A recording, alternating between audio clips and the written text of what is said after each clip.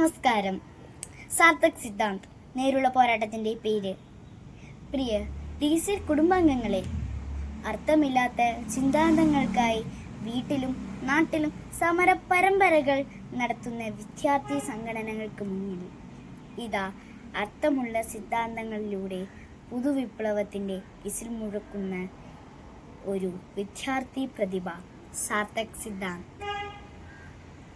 ജാർഖണ്ഡ് സംസ്ഥാനത്തെ റാഞ്ചി നഗരത്തിൽ നിന്നും സ്വന്തം വ്ലോഗിലൂടെ ഇന്ത്യൻ വിദ്യാഭ്യാസ മേഖലയെ മുഴുവൻ ഇളക്കിമറിക്കുന്ന ഈ 17കാരൻ +2 വിദ്യാർത്ഥിയെ കുറിച്ചാകട്ടെ ഇന്നത്തെ കൊച്ചേട്ടൻ്റെ കത്ത്. അസതോമ സദ്ഗമയ എന്ന ആദർശവുമായി 1962 ജൂലൈ 1 ഔദ്യോഗികമായി ആരംഭിച്ച central board of secondary education ഇന്ന് ഇന്ത്യയിലെ ഏറ്റവും മികവുറ്റ വിദ്യാദാന സംവിധാനങ്ങളിലൊന്നാണ്. 30,000-ത്തിലധികം അഫിലിയേറ്റഡ് വിദ്യാലയങ്ങളിലായി 3 കോടിയിലേറെ വിദ്യാർത്ഥികൾ പഠിക്കുന്ന CBSE സിലബസിൽ ഇക്കഴിഞ്ഞ ബോർഡ് എക്സാമിൽ 10ലും 12ലും മാത്രം പരീക്ഷ എഴുതിയത് 42 ലക്ഷം വിദ്യാർത്ഥികളാണ്. ഇതിൽ +2 പരീക്ഷ എഴുതിയ 17.8 ലക്ഷം വിദ്യാർത്ഥികളിൽ ഒരാളാണ് നമ്മുടെ കഥാനായകൻ സാർത്ഥക് സിദ്ധാന്ത്. സാർത്ഥക് എങ്ങനെയാണ് താരമായത് എന്ന് കൂട്ടുകാർക്കറിയുമോ?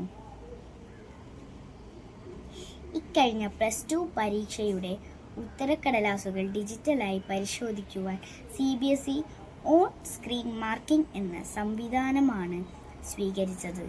ഇതനുസരിച്ച് മൂല്യനിർണ്ണയം പ്രഖ്യാപിച്ച് 2025-26 CBSE +2 പരീക്ഷാ ഫലത്തിനെതിരെ വിദ്യാർത്ഥികളിൽ നിന്ന് വ്യാപകമായ ആക്ഷേപവും പ്രതിഷേധവുമാണ് രാജ്യമെങ്ങും അലയടിച്ചത്.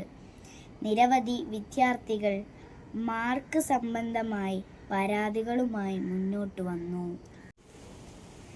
10,000-കണക്കിന് വിദ്യാർത്ഥികൾ വിലാപവും പരിഭവവുമായി വിഷമിച്ചപ്പോൾ ഇത്ര അശ്രദ്ധയുമായും തെറ്റായും വിലയിരുത്തൽ നടത്തിയ കമ്പനി ഏതെന്നാണ് സാർത്ഥക് അന്വേഷിച്ചത്.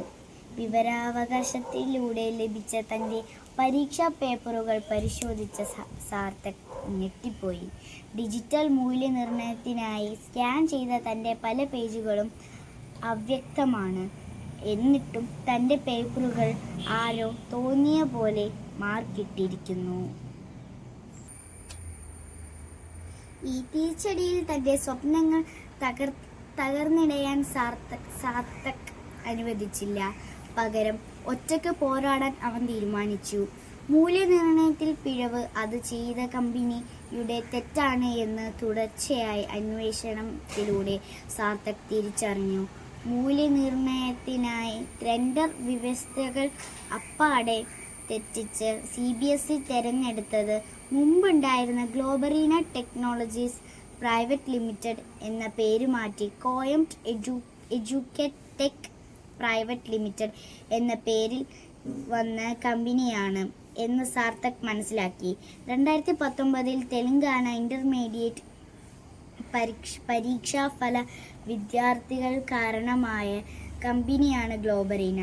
അന്ന് മൂല്യനിർണ്ണയ പിഴവ് മൂലം 23ഓളം വിദ്യാർത്ഥികൾ ആത്മഹത്യ ചെയ്യാൻ ഇടയായ കരിമ്പട്ടിയിലുള്ള കമ്പനിക്ക് ടെൻഡർ വ്യവസ്ഥകൾ മാറ്റിയെഴുതി 17.8 ലക്ഷം വിദ്യാർത്ഥികളുടെ ഭാവി പന്താടാൻ എറിഞ്ഞുകൊടുത്ത ഉത്തരവാദിത്തപ്പെട്ടവർക്കെതിരെ തൻ്റെ വ്ലോഗിലൂടെ സാർത്ഥക് ആക്രമണം അഴിച്ചുവിട്ടു.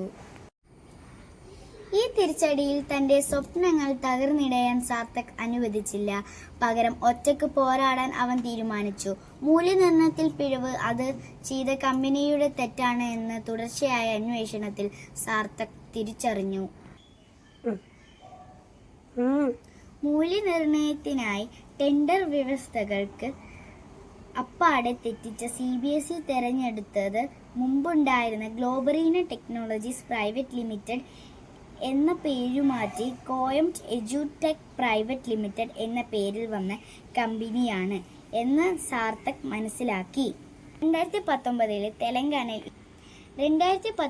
തെലങ്കാന ഇന്റർമീഡിയറ്റ് പരീക്ഷാഫലം വിവാദത്തിന് കാരണമായ കമ്പനിയാണ് ഗ്ലോബറീന.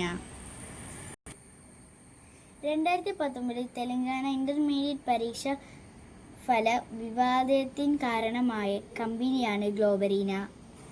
അന്ന് മൂല്യനിർണ്ണയ പിഴവ് മൂലം 23ഓളം വിദ്യാർത്ഥികൾ ആത്മഹത്യ ചെയ്യാനിടയാക്കിയ കരിമ്പട്ടികയിലുള്ള കമ്പനിക്ക് ടെൻഡർ വ്യവസ്ഥകൾ മാറ്റിയെഴുതി 17.8 ലക്ഷം വിദ്യാർത്ഥികളുടെ ഭാവി പന്താടാൻ എറിഞ്ഞുകൊടുത്ത ഉത്തരവാദിത്തപ്പെട്ടവർക്കെതിരെ തൻ്റെ വ്ലോഗിലൂടെ സാർത്ഥക് ആക്രമണം അഴിച്ചുവിട്ടു.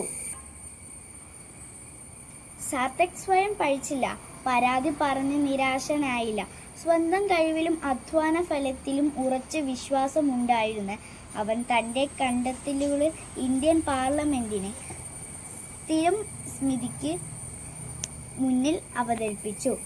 ഇന്ന് CBSE ഓഫീസ് ഈ കമ്മിറ്റിയുടെ അന്വേഷണം വലയത്തിലാണ്. പ്രിയ കൂട്ടുകാരെ, ഇതൊരു വിദ്യാർത്ഥി സമരത്തിൻ്റെ ചരിത്രമാണ്. സ്വന്തമായ സിദ്ധാന്തമുള്ള ബോധ്യങ്ങളും ലക്ഷ്യങ്ങളുമുള്ള ഒരു വിദ്യാർത്ഥിക്ക് ഒറ്റയ്ക്ക് നടത്തുന്ന സമരം. നമ്മുടെ കേരളത്തിലെ വിദ്യാർത്ഥി സമരങ്ങളുടെ ചരിത്രമെടുക്കൂ. ഓരോ രാഷ്ട്രീയ പാർട്ടിയും കുടിപ്പകയുടെയും ഗൂഢലക്ഷ്യങ്ങളുടെയും ഇരകളായി വിദ്യാലയങ്ങളും കോളേജുകളും നിശ്ശബ്ദമാക്കി, പഠിപ്പ് മുടക്കി, തമ്മിൽ തല്ലി കൊലവിളി നടത്തി, പൊതുമുതൽ നശിപ്പിച്ച്, ഗുരുനിന്ദയുടെ നികൃഷ്ട കർമ്മങ്ങളിലൂടെ ഗുരുത്വം നഷ്ടമാക്കി, ഭാവി ആവിയാക്കുന്ന നിഷേധാത്മക വിദ്യാർത്ഥി സമരം ചരിത്രങ്ങളെ അവസാനിപ്പിക്കാൻ സമയമായില്ലേ?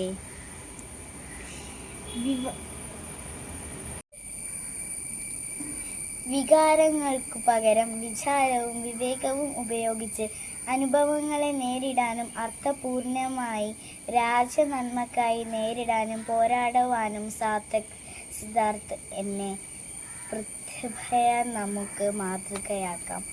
ആശംസകളോടെ സ്വന്തം കൊച്ചേട്ടൻ.